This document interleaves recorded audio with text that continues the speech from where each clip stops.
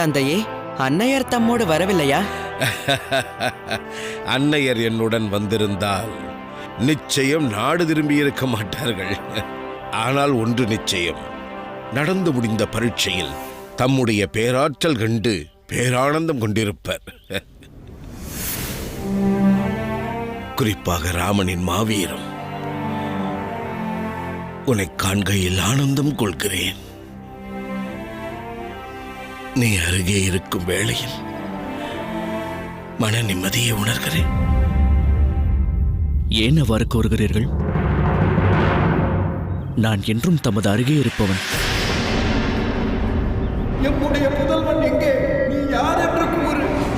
ஏதாவது ஒரு நாள் புத்திர சோகம் யாதென்பதை நீ அறிவாய். தந்தையே, என்ன நேர்ந்தது? ஒன்றுமில்லை, கவலை வேண்டாம். ஒன்றுமில்லை. நல்லது, அனைவரும் கூடாரம் வாருங்கள். அன்னை வரவில்லை என்றால் என்ன? தமது மனம் விரும்பும் தின்பண்டங்களை கொடுத்தனுப்பியுள்ளனர். நாங்கள் உள்ளே செல்லலாமா? தாராளமாக வாருங்கள். செல்லலாம், வாருங்கள், செல்லலாம். வா ராமா, வா, உள்ளே வா. வா மகனே, வா.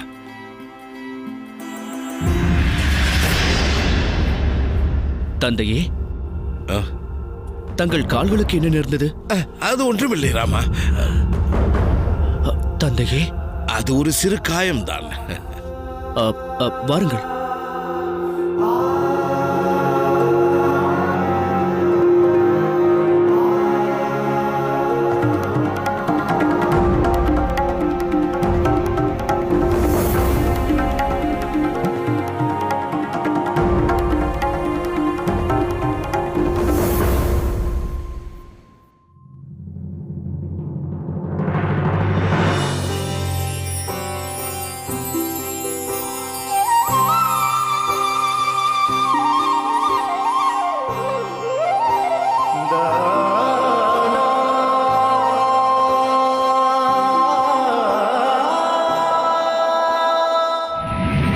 மிதிலை.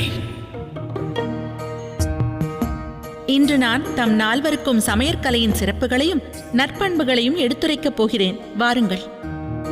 சுவை மிகுந்த லட்டுவின் வாசனை வீசுகிறதே. லட்டுவா? மாதா, எங்களுக்கு லட்டு தாருங்கள்.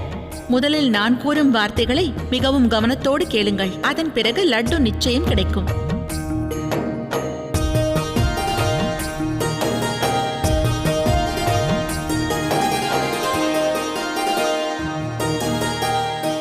இதில் சற்று மதுரம் கூட வேண்டும்.